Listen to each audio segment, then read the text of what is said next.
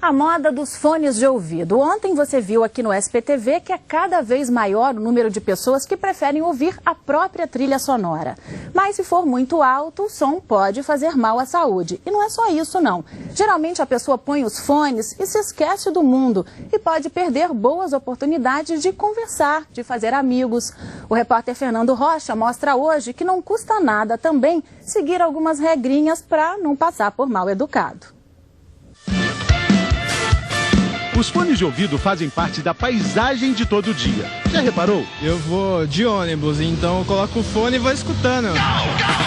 Se não tiver o fone, você não aguenta... Ficar sozinho andando não dá, tem que ter uma musiquinha. Com eles, a rotina de sempre, as idas e vindas do trabalho, da escola, tudo isso vira música para os ouvidos. Você escuta o dia inteiro, é barulho, ônibus, buzina, carro, então tem que dar uma amenizada. O que você costuma ouvir? Black music. Agora tá rolando pagode, né? Música eletrônica. Tum tum tum na orelha. Batistaca. Batistaca. E essa música, que entra pelos fones, tem quase sempre poderes incríveis. Eu procuro ouvir uma música bem-humorada sempre.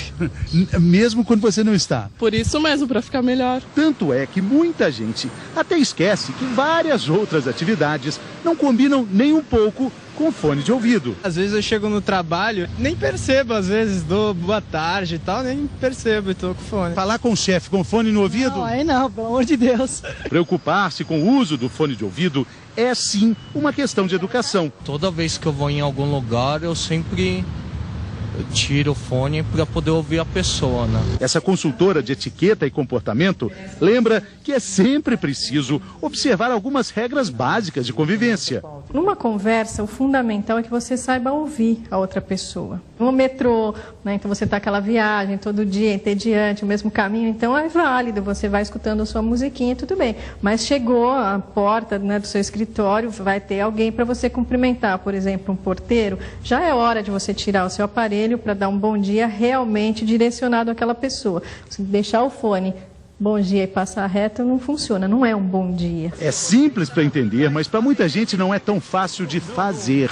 Eu tô lá dançando que nem louca e eles falam comigo, eu nem percebo. Só curtindo a onda da música e nem quer saber de nada. Você já falou com alguém que estava com fone de ouvido? Tentou falar com alguém? Tentei. Ficamos no vácuo. Fica no vácuo? Fica no vácuo. A pessoa não... Você chama e fica lá. E a pessoa fica. Dá uns berros assim, quê? Onde? Aí quando você vai ver, tá com o fone de ouvido. E aí depois percebe, tira assim, fica sem graça já.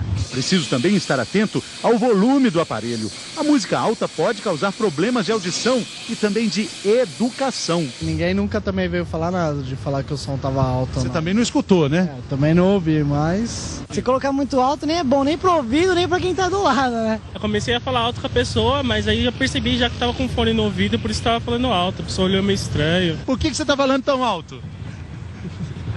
Muita porrada na orelha. Deixa eu ver. O que você tá ouvindo? Nossa. Muito alto mesmo. Esse é o grande problema de quem fica ouvindo o fone perto de outras pessoas. Você fica sem noção. Tô falando alto? Tá.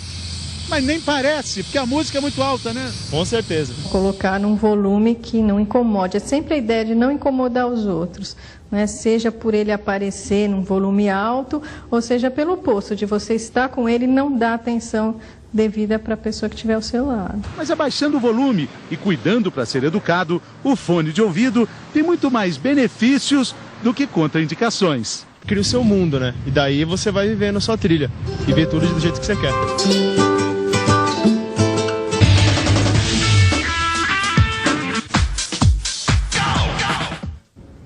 É preciso ficar atento para os problemas de saúde que a música alta do fone de ouvido pode causar. A chefe do grupo de pesquisa em Zumbido do Hospital das Clínicas, Tani Sanches, está aqui no estúdio do SPTV com a gente.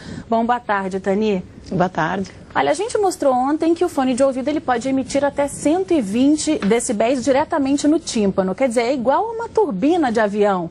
Em quanto tempo a pessoa pode apresentar algum tipo de problema?